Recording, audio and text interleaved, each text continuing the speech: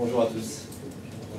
Alors, déjà, les speakers n'arrivent jamais en retard, ça c'est fait. Déjà, désolé pour les minutes de retard, merci d'avoir patienté. Merci beaucoup de nous recevoir aussi, donc merci à Samé, merci à David d'avoir organisé cette session. Je m'appelle Jean-Marc Huy, je travaille donc pour Oracle. Je suis consultant avant-vente. Nos bureaux, vous les connaissez peut-être, sont à Colombes. Oracle, je pense que vous connaissez la société, qui ne vous connaît pas. Son jugement, mais vous connaissez tout le monde Oracle pour la base de données. Maintenant, c'est vrai que quand on demande à nos clients, voilà, est-ce que vous connaissez Oracle? Oui, très bien, on a notre base de données. On a notre base de données. Alors, on n'a pas que la base de données. Et c'est bien aussi l'objet de la session d'aujourd'hui, c'est de vous parler un petit peu de ce que Oracle fait aussi autour de la transformation digitale, pas que dans la base de données, bien sûr on a des applications, surtout souvent en mode SaaS. On a aussi commercialisé depuis une quinzaine d'années toute une famille de produits middleware. Et puis depuis un peu plus d'un an, Oracle a transformé aussi sa propre entreprise pour prendre un virage complètement de cloudification, on va dire, certes un peu plus tard que les autres, mais qui à mon sens, on l'a fait plutôt bien. Donc je vais vous en parler en quelques mots très rapidement en introduction. Donc bien sûr aujourd'hui la session ça va parler d'Internet des objets. Je vous donnerai les slides et si vous voulez rentrer en contact avec moi, vous avez mon mail ici ainsi que mon compte Twitter si vous voulez interagir publiquement avec moi, n'hésitez pas. Je suis obligé de vous montrer le classique Safe Harbor Statement, vous l'avez tous vu, c'est bon. Et donc, on parlait de transformation digitale de nos clients, ça passe bien sûr par le passage vers le cloud. Et Oracle, la société elle-même se transforme, puisque voilà, on aura d'ici la fin de l'année transposé presque 95% de nos technologies qui étaient disponibles avant 100% on-premise dans notre cloud public, celui d'Oracle.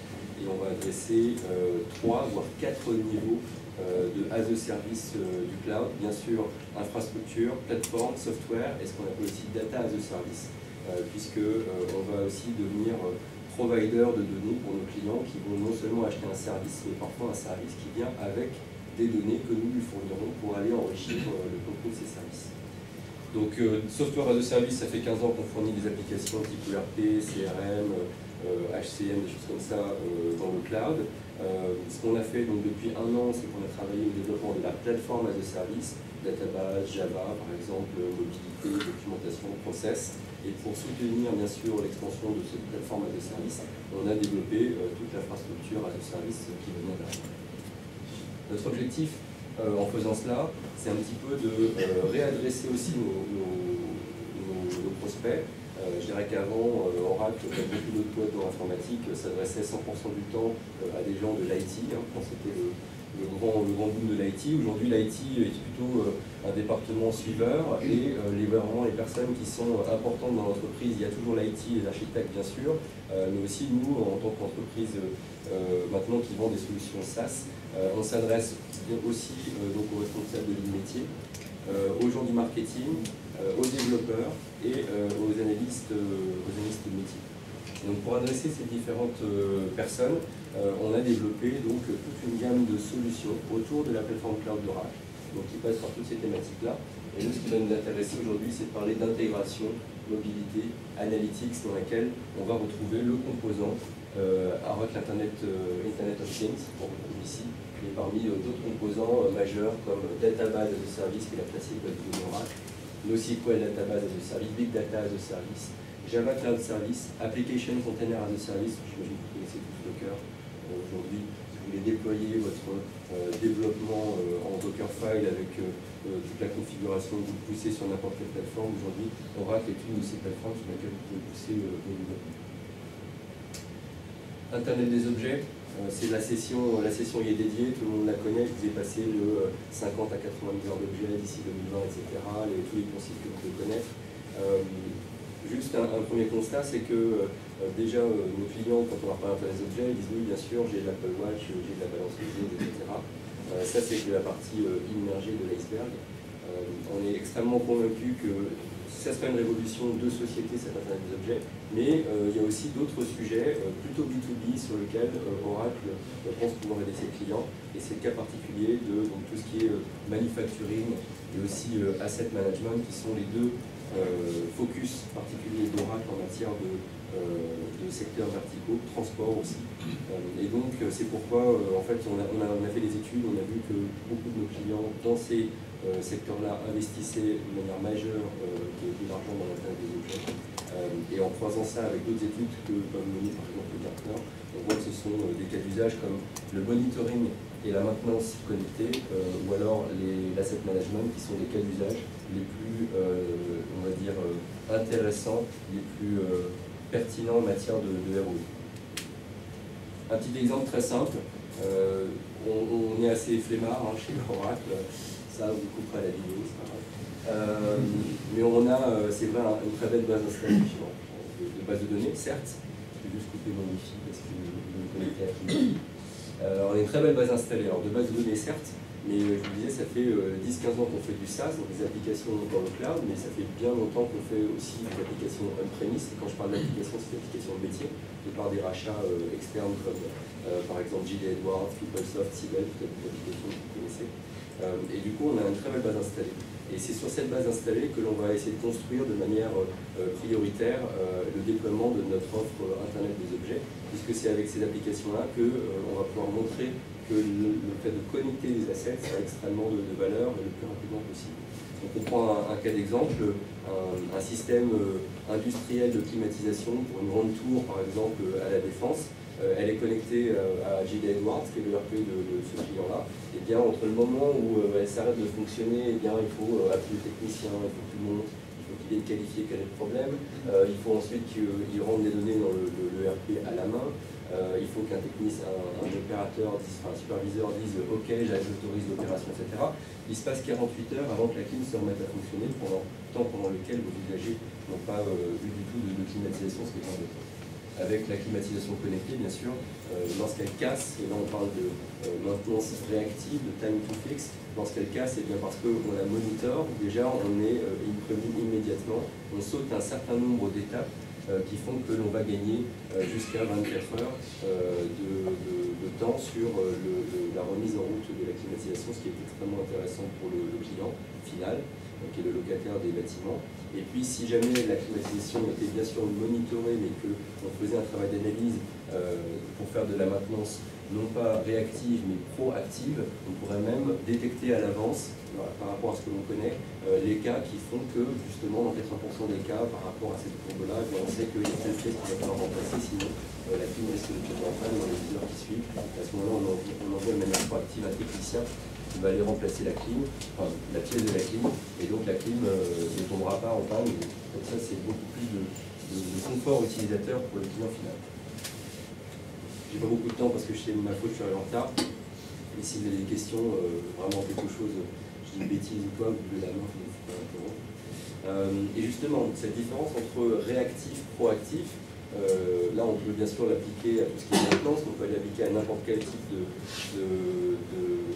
cas d'usage. Enfin, ce concept, on peut l'appliquer à n'importe quel usage. Chez Oracle, on a croisé les données que l'on va cumuler dans le temps, donc les données historiques, avec les données, avec la business value que peuvent avoir ces données pour l'utilisateur final. Et donc des données que l'on va récupérer et que l'on va cumuler dans le temps, c'est ce qu'on appelle les données au repos, les données froides, qui vont être extrêmement intéressantes pour vous d'analyser lorsque vous voulez avoir justement du recul sur la vie de vos équipements connectés. Alors que des données qui seront émises immédiatement mais qui auront de la valeur voilà, de manière extrêmement forte immédiatement pour l'utilisateur, ce qu'on appelle des données chaudes, et puis après on les laisse perdurer dans le temps, et bien moins c'est intéressant pour l'utilisateur de prendre en compte ces données. Je prends un cas d'exemple simple, lever la main ceux qui ont des voitures aujourd'hui qui l'utilisent régulièrement, voilà, quelques personnes. Merci. Bon, quand vous la prenez tous les matins pour conduire, moi d'ailleurs j'ai un problème de voiture, j'ai des warnings qui s'allument, mais votre moteur monte en température, normalement, et si vous avez de la chance, vous n'avez pas de problème et que vous arrivez tous les matins à votre travail, et bien cette courbe de température peut extrêmement intéresser votre constructeur pour améliorer les performances, par exemple, de montée en température du deuxième modèle de moteur. Mais ça, ce sont des données donc, historiques. Plus ils vont en cumuler sur les voitures, sur le temps, plus ça va lui donner de finesse d'analyse sur la manière dont votre moteur est tombé et monté en température. Alors que si vous conduisez sur l'autoroute et que la prochaine sortie est à 180 km, j'exagère, et vous avez un warning et que vous ne savez pas ce que c'est, je dirais, est-ce qu'il faut que vous arrêtiez immédiatement ou que vous attendiez de revenir à la maison pour appeler votre garage?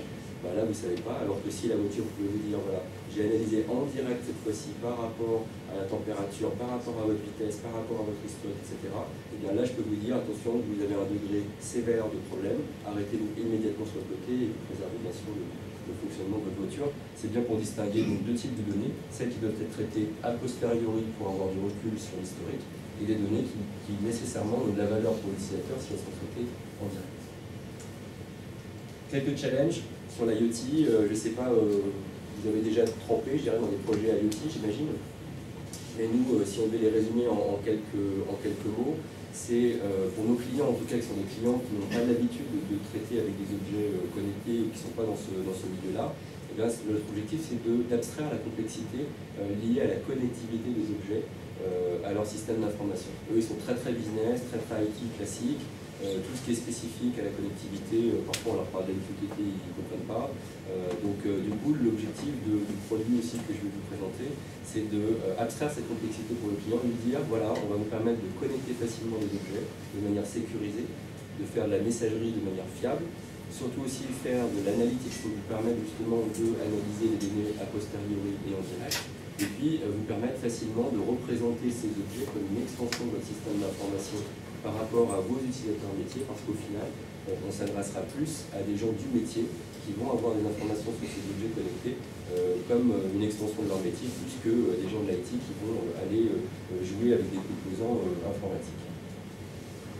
Donc c'est à ce moment-là que j'introduis Oracle Internet of Things Cloud Service, qui est le nom officiel de notre produit, qui est une des ces briques de notre plateforme as a service disponible dans le cloud, qui donc couvre trois thématiques: la connectivité, comme je vous disais, fiabilité et sécurisation, gestion aussi du cycle de vie des objets. Analytics, on va pouvoir stocker dans un message store énormément de messages à la volée et aussi faire des analyses en temps réel. C'est préintégré avec nos composants du PaaS qui peuvent faire du big data et de la business intelligence pour les données au repos.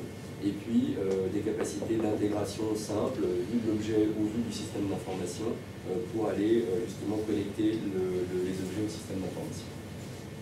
On passe bien sûr tout ce qui est élasticité, scalabilité, voilà, qui sont liés au cloud bien sûr. Évidemment, on place ça entre les objets et les applications métiers. Et on rentre un peu plus dans le dur avec donc, ce schéma de haut niveau. On va surtout s'intéresser dans un premier temps à la partie extrême gauche, où on a différents types de topologies que nous supportons avec l'Oracle IoT Cloud Service.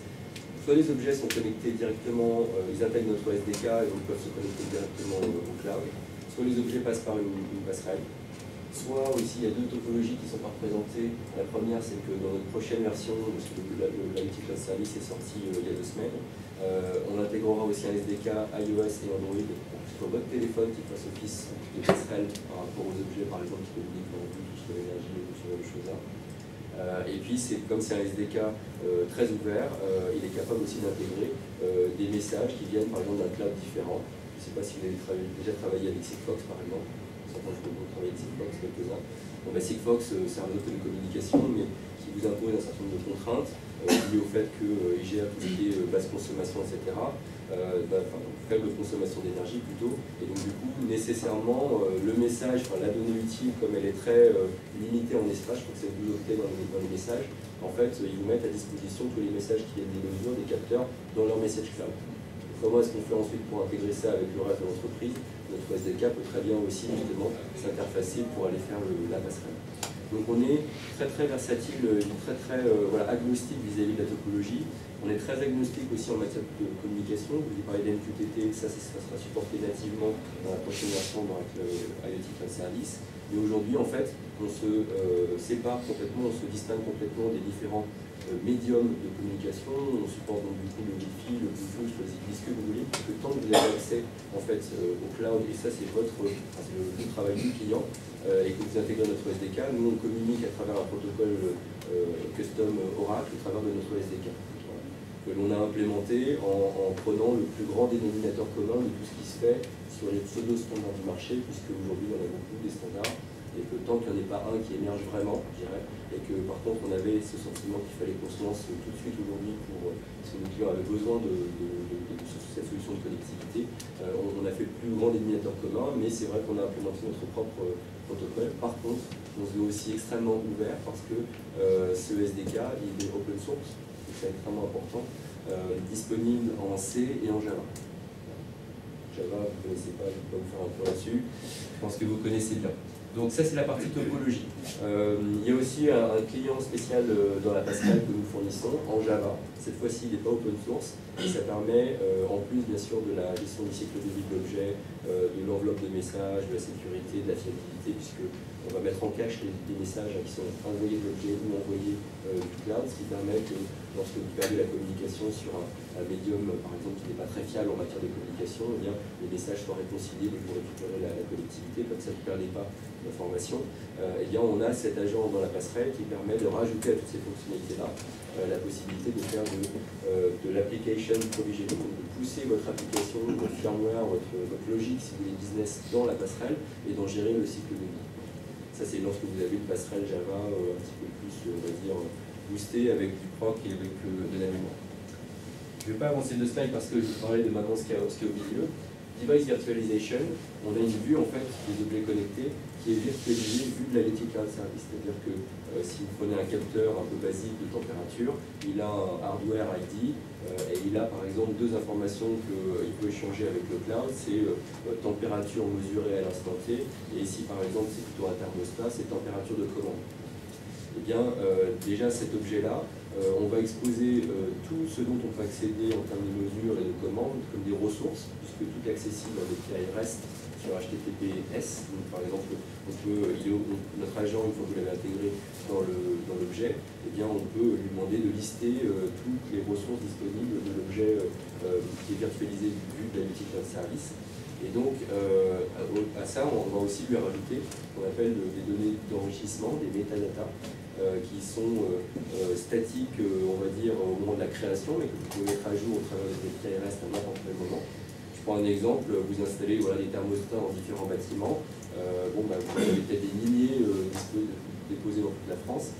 Eh bien, si le device ID plus données de température et données de commande, ce sont des ressources propres à l'objet, vous allez rajouter une métadata, par exemple, emplacement avec latitude, longitude, avec des coordonnées GPS, qui vont être fixées de manière programmatique ou de manière, lorsque le technicien est sur sa tablette au moment de l'installation, et que vous pouvez faire évoluer, pareil, de manière programmatique si jamais vous déplacez le capteur d'emplacement. Ce qui fait que du point de vue du métier, eux, ils ont une API REST qui dit voilà, donne-moi la liste de mes thermostats, j'ai une liste des thermostats, et puis à ce moment-là, par thermostat, donne-moi la liste des ressources, des métadonnées, et puis l'accès à toutes les informations qui viennent de l'objet. High-speed messaging, data enrichment, on vient d'en parler. High-speed messaging, en fait, on a une base de données avec Event Store, une base de données extrêmement rapide, NoSQL qui stocke tout ça. Endpoint management, on gère le cycle de vie de l'installation, le statut aussi de son installation, est-ce qu'on l'a installé, est-ce qu'on l'a désactivé, est-ce qu'on l'a décommissionné, pour des raisons de sécurité aussi, on ne veut pas que l'objet puisse être réinstallé ailleurs. Dans la device virtualization, pardon, j'ai pas parlé de l'aspect sécurité. L'aspect sécurité pour tout ce qui est identification, le SDK en fait intègre des certificats publics pour identifier le serveur, donc pour s'assurer qu'on communique avec le bon endpoint. On implémente OS2 pour pouvoir assurer le trust, je dirais, à la première connexion de l'objet jusqu'au back-end, jusqu'au système d'information. Et après, tout est chiffré dans une TLS au travers d'HTTP, donc ça c'est du classique. Et ce qui est extrêmement important, c'est la partie stream processing. C'est là où vous allez pouvoir faire de l'analyse en direct. Donc ça c'est extrêmement important pour pouvoir extraire vraiment la business value de la donnée chaude, comme je vous l'ai dit tout à l'heure. Et après, les données froides peuvent être analysées par un module complémentaire, c'est pas plus dans l'Analytics Cloud Service, comme BI Cloud Service, Big Data Cloud Service. Et au travers de notre composant d'intégration, bien router les informations soit vers les applications métiers, soit vers de la mobilité, soit ce que vous voulez. C'est extrêmement simple. Ensuite, c'est vraiment des Lego que vous assemblez. Par exemple, Lego, voilà ce à quoi peut ressembler justement une macro-architecture de solutions de maintenance prédictive. Donc on a par exemple tous les assets dont vous faites la mesure, vous avez une passerelle, l'IoT Cloud Service c'est notre sujet d'aujourd'hui, et vous prenez la brique d'intégration qui vous permet ensuite de router les données soit vers un service mobile, soit vers vos applications d'entreprise existantes, et puis bien sûr vers une application par exemple de gestion du service, du big data ou de la business intelligence. Donc pour faire un petit break en termes de slides, je vous propose une petite vidéo qui est une démo en fait, qui nous permet d'illustrer un petit peu ce que l'on peut faire par exemple en matière de maintenance connectée. Je la charge et je la mets sur l'écran. Non, j'ai pas besoin du Wi-Fi, je l'ai mise en cache. Merci. Et c'est VLC qui.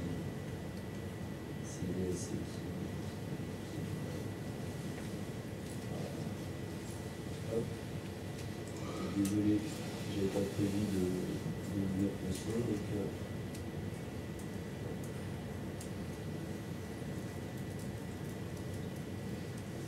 Je vais mettre fort. Vous êtes tous à l'aise avec l'anglais, c'est bon. Si vous me commentez aussi parce que j'arrive pas à m'en empêcher. Donc là, c'est un asset connecté, donc on a une vraie image qui est un générateur d'électricité industrielle, un groupe électrogène. On a le client qui utilise cette génératrice et la distributrice fait le service. Cette génératrice, elle est connectée en direct sur plein de capteurs, donc ampérage, température, viscosité de l'huile, des choses comme ça. Et en l'occurrence, il y a un capteur de vibration sur chaque pied de montage de la machine. Et donc c'est monitoré en direct. Et comme on sait que justement cette vibration à cet endroit-là bien précis, qu'on croise avec la knowledge base qui résulte de plein d'analyses précédentes, eh bien on s'est créé un service techno-systématique à l'attention d'un technicien qui peut ensuite sur cette tablette étudier l'intervention qu'il doit mener, et quand il se sent prêt à intervenir, qu'il a demandé des pièces à l'entrepôt, il met son petit casque américain, et avec son grand sourire à sa chef, il va intervenir pour réparer le générateur. Là on est dans de la maintenance réactive. Et ce qui est intéressant, c'est que du coup, toutes les interventions sont suivies aussi sur le plan commercial, et la société qui fait la vente du service de maintenance, eh bien, elle est capable aussi de suivre cela pour faire de l'upsell et vendre par exemple un service supplémentaire en disant au client, bon voilà, vous avez payé un service de maintenance connecté, on est venu le plus rapidement possible, on est venu 10 fois pour faire la maintenance de vos équipements. Est-ce que vous ne voudriez pas qu'on vous propose plutôt un service, par exemple, plutôt as a service, c'est-à-dire générateur as a service. Donc on vous fait une proposition, et dans ce cas, vous acceptez juste qu'on vienne à l'avance faire la maintenance de vos équipements pour que jamais elle ne tombe en panne. Et c'est une autre manière de vendre le business model. Donc on a déjà un petit peu de feedback. On a 2 clients qui ont participé à notre Early Adopter Programme avant que la petite service sorte au mois de novembre, dont un dont je vous parlerai juste après. Et voilà vraiment la manière dont eux ils ont procédé et comment ils pensent qu'il faudrait que les industries fassent pour vraiment réussir un projet IoT. La première chose, c'est de 0 à 3 mois, c'est déjà de connecter ces équipements pour en faire du monitoring à distance. Ensuite, on se donne 3 mois supplémentaires pour faire de l'analyse prédictive basée sur tout ce qu'on a pu analyser précédemment. Et puis ensuite, seulement au bout de 1 an, ils peuvent atteindre ce qu'ils appellent la service excellence, c'est-à-dire vraiment augmenter, mesurer de manière significative que la customer satisfaction a augmenté grâce à ce qu'ils ont pu mettre en place en matière d'assets connectés. Donc un des clients sur lequel on peut communiquer, c'est un industriel allemand qui s'appelle Gemo. Moi je ne le connaissais pas, mais en fait cet industriel fabrique des valves de mélange pour le monde de l'industrie agroalimentaire et pharmaceutique. Ce qu'il faut savoir, c'est quand on fabrique des petites pilules que l'on prend lorsqu'on est malade, il y a un excitant bien sûr, mais il y a plein de composants actifs, et tout ça c'est mélangé de manière industrielle parce qu'ils en produisent des tonnes et des tonnes par jour. Et donc ces valves, quand on parle de valve, moi je pense à une valve de robinetterie, mais en fait c'est grand comme ça ressemble à un missile. Je l'ai eu dans les mains, c'est extrêmement lourd, et donc ils ont une carte électronique en fait avec un ARM à l'intérieur, du Linux. Ils avaient déjà du Java, et donc ils ont intégré notre SDK pour ensuite connecter cette valve à notre IoT Cloud Service. Ils ont fait pendant 3 mois le monitoring en faisant l'analytics dessus. Ils ont ensuite rajouté la brique maintenance prédictive. Et aujourd'hui, ils ont 2 avantages. Le premier, c'est qu'ils ont amélioré la V2 de leurs produits parce qu'ils ont vu qu'en fait certains clients n'utilisaient pas du tout certaines fonctionnalités, n'utilisaient pas bien du tout. Voire ils avaient pensé par exemple que ça ferait 10 000 ouvertures par seconde, j'en sais rien, et en fait aucun de leurs clients n'en font jusqu'à 10 000, ils en font jusqu'à 5 000. Donc ils ont pu redesigner un petit peu leur V2. Et deuxième chose, ils ont pu aussi proposer des modèles Valve as a Service à leurs clients, puisque grâce à ces découvertes, ils peuvent maintenant proposer de la maintenance proactive, de toute façon, parce qu'il n'y a plus jamais de panne dans les usines de production. Je vais vous parler un petit peu maintenant de l'écosystème que j'essaye de développer autour d'Oracle. Ça fait donc 1 an et demi que je travaille à l'évangélisation de l'IoT d'Oracle autour de ça. La chaîne, je ne sais pas si vous partagez la même vision, mais la chaîne d'acteurs, si vous voulez, avant de délivrer un projet IoT, elle est extrêmement complexe, beaucoup plus complexe que dans l'IT. On a des fabricants d'objets connectés, on a des opérateurs, on a des éditeurs logiciels, on a des intégrateurs, des cabinets de conseil dans lesquels je vous place, et puis enfin seulement on a le client. Et il faut mettre tout ça en orchestration avant de pouvoir délivrer vraiment quelque chose. Donc je ne sais pas ce que vous en pensez, mais est-ce que moi je vous ai placé là déjà, parce que je ne sais pas bien Xebia, est-ce que c'est bien dans cette mission de conseil que vous placez auprès des clients? Et si oui, est-ce que vous avez aussi une bonne connaissance de l'écosystème autour de Xebia pour accompagner vos clients? Est-ce que c'est quelque chose que vous faites régulièrement, justement développer cet écosystème vous aussi? Bon, j'ai vu un petit moyen là sur le Xebia, c'est-à-dire que vous avez bien sûr aussi, j'imagine, d'autres activités. Pardon? Système intégrateur aussi? Mais moi j'avais échangé un petit peu avec Sameh, moi ce que j'avais retenu c'était surtout vous aviez une activité de conseil, d'accompagnement sur la transformation digitale des clients qui était extrêmement importante. Donc c'est pour ça que je vous ai mis là. Donc ça vous va si je vous mets dans cette catégorie-là? Je fais pour vous auprès des clients, vous me dites sinon je vous enlève. Point timing 5 minutes. Bah, j'aurais pas le temps de... Katia ici voulait nous faire une démo gratuite, mais j'aurai pas le temps. Donc ça sera peut-être pour une autre fois. Ça prend combien de temps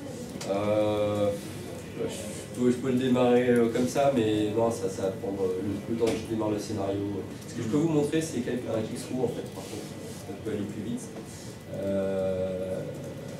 vous montrer un click-through, c'est-à-dire que voilà, juste pour vous illustrer un peu comment ça s'est passé sur cette vidéo un petit peu, un petit peu Disney que vous a montré sur la maintenance connectée.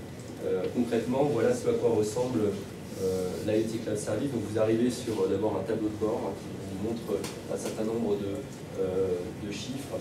C'est le nombre de messages que vous avez échangés avec vos objets connectés, c'est le nombre d'objets connectés qui sont managés ici, un certain nombre de stats sur l'évolution des messages qui sont échangés avec vos objets connectés. La répartition par type de topologie, est-ce que ce sont des objets qui sont connectés directement par une passerelle, et puis leur statut aussi, est-ce qu'il y en a qui sont connectés, soit enregistrés mais pas connectés, ou dont on n'arrive pas à établir la communication. Juste une question par curiosité, c'est fait en Flash ou en quelle technologie? C'est de l'HTML5.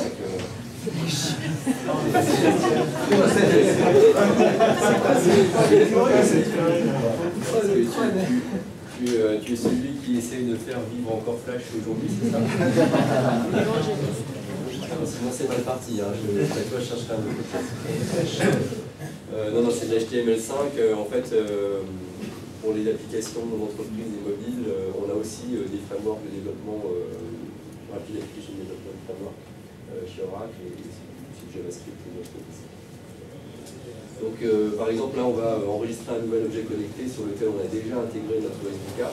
On va cliquer sur Single Registration. Et donc on va avoir là une autre question, mais je vais connecter un objet qui est connecté directement au réseau. Là on va y rentrer son nom, sa description. Pour OS2, on va y mettre le secret partagé, on va mettre le nom du fabricant, son serial number, etc. Et puis on peut rentrer déjà par défaut un nombre de metadata comme l'emplacement. Et puis donc une fois qu'on a rempli tout ça, eh bien, on obtient un device ID qui est donc lié à l'objet virtuel, contrôle virtualisé et unique, avec le rappel de son secret partagé. Ce qui fait que le technicien il va donc sur le terrain, lui il a un service request automatique lorsqu'un client passe une commande et que la clim a été fabriquée. Ça a été provisionné, là on l'a fait à la main, mais ça peut tout à fait être de manière programmatique fait dans la cloud service. Donc il reçoit une service request dans sa tablette. Donc il part au boulot à 8 h du matin, il a sa petite to-do list, il voit qu'il a un service request 100.011 de type installation avec une sévérité faible. Il y a marqué qu'il faut qu'il installe une unité qui s'appelle New Landmark Rooftop. Et donc il y a la photo de sa climatisation, l'emplacement où est-ce qu'il doit l'installer, ainsi que le contact des personnes sur site. Et puis il clique sur la climatisation et c'est là où il va pouvoir retrouver aussi le shared secret qu'il va devoir rentrer au moment d'installation de la climatisation. C'est ce que notre technicien fait. Ce qui fait que juste après, il obtient la confirmation que la clim a été authentifiée et connectée sur le réseau. Et ensuite, voilà, la climatisation vit sa vie. Du coup, là, on passe sur un autre personnage qui est la personne en charge de la maintenance de la climatisation. Elle monitor en fait toutes les informations qui viennent de ces différentes clims. Et elle, ce qu'elle a remarqué, c'est que toutes les clims qui sont déployées des différents fabricants et des différents modèles, elles évoluent toutes en matière de température moteur, de ampérage moteur et de taille de bulle, c'est-à-dire la vibration, dans un nuage là, qui est à peu près en bas à gauche, on va dire. Elle a remarqué au fur et à mesure des mois qu'il y a un certain modèle de fabricants de climatisation qui dévie légèrement, mais sûrement, vers le cadran en haut à droite, c'est-à-dire forte température moteur, fort tempérage, grosse vibration. Et du coup, quand elle croise ça avec d'autres rapports de l'ingénierie qui lui dit, bon bah là par exemple, on sait qu'à chaque fois, je sais pas, c'est tel roulement à billes qui commence à s'user, qui s'échauffe, etc. À chaque fois, il faut le remplacer, sinon dans 2 semaines, on a une panne. Du coup, ce qu'elle va faire, c'est qu'elle va intégrer cette information, cette fois dans le Real-Time Analytics qui est intégré dans les cloud service, et va pouvoir, en monitorant toujours ces informations en direct, eh bien, va pouvoir mettre un certain nombre de règles. Donc ici, c'est très user interface, on va dire. On dit, voilà, lorsque la moyenne de la donnée sur le ventilateur dépasse 80 et ceci et cela, etc. On peut faire aussi des groupements avec des max, des counts, des top 10. On peut aussi mesurer par exemple la hauteur d'une pente, même définir un pattern pour s'assurer que si on a ce pattern-là, on sait qu'on a un risque vraiment par exemple de panne imminente. Faire des groupes bien sûr pour tout ça, et à ce moment-là déclencher des alertes spécifiques. Ce qui fait que 6 mois plus tard, lorsque justement cette clim qu'on vient de déposer, qu'on vient d'installer chez le client, lorsqu'elle va se décaler légèrement vers la zone à risque qu'on a repérée précédemment, ça va créer un service request automatiquement dans la table du technicien. Et donc il va voir qu'il a cette fois-ci un service request avec attention, donc de priorité haute. Le service request s'appelle voilà, remplacer le filtre à air. Je n'ai pas les groupements à billes, mais là c'est le filtre à air. Il a même la possibilité de visualiser un certain nombre d'informations qui viennent de la climatisation, et donc on peut remplacer la clim pour qu'elle soit correctement fonctionnelle juste après. Et donc le client, lui, est satisfait parce que soit l'interruption est minime, soit il est même intervenu avant que donc, la climatisation soit terminée. Oui. C'est une interface que vous fournissez? Là, c'est une interface qu'on a construite pour le but de la démo. C'est pas une interface client, c'est pas un produit que nous fournissons. Ça, on l'a construit nous avec nos spécialistes industrie en fait, pour le montrer à des clients qui font justement ce métier-là. Qui disent ah putain, c'est super bien. Pas le nouveau. Ça c'est super bien. Et donc il fait la même chose. Après le framework en fait avec on va dire ce flavor graphique, c'est fourni avec le framework de développement. Donc c'est client qui oui, il doit développer son application mobile. Donc pour rappel, je vais prendre les questions. Pour rappel, voilà, nous on va fournir que la partie dans ce cadre de cette session-là, On va fournir que cette partie-là, tout ce qui va se situer entre les applications métiers et les objets connectés. Si on parle de mobilité, si on parle d'applications HTML5, JavaScript en plus, ça va être d'autres briques que nous fournissons et dont nous fournissons un certain nombre aussi dans le tab. Attendez, parce que je vous prévu un slide. Qu'avez-vous pensé de la présentation? Et aussi maintenant, je vais prendre vos questions. Une question, Cécile, vous m'avez levé là. Oui, une de mes questions, c'est également aux propriétaires de l'objet connecté de faire l'intégration. Ça dépend. Ça dépend.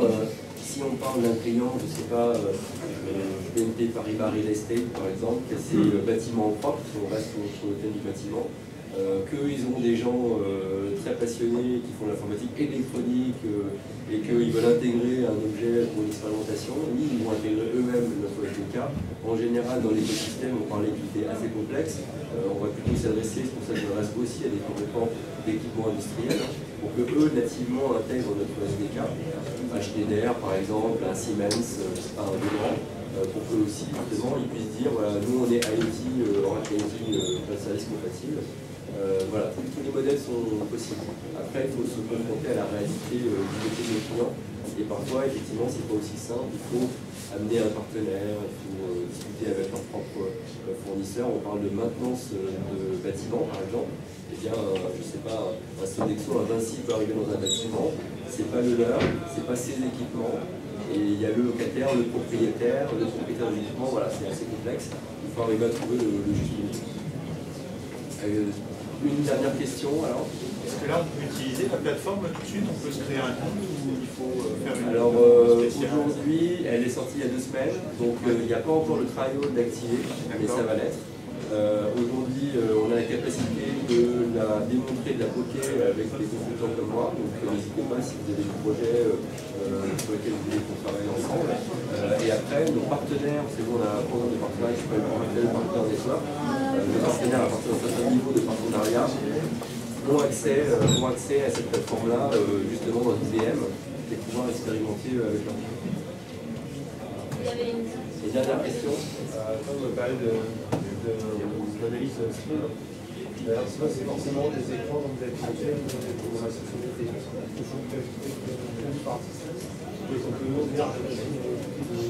Dans ce produit-là, en effet, ce ne sont que des écrans, mais la fonctionnalité de Stream Analysis a été implémentée à partir d'un autre produit qui s'appelle Stream Explorer, que nous avons à disposition par Hyperx. Et cette fois-ci, tout est disponible de manière programmatique avec un langage qu'on appelle SQL. Et là, tout est possible de manière programmatique. Et dans ce produit-là, vu qu'il est fait justement pour les gens qui veulent, dans ce scénario-là, faire de l'analytics métier, on va dire, ce n'est disponible que via les écrans. Merci pour votre attention.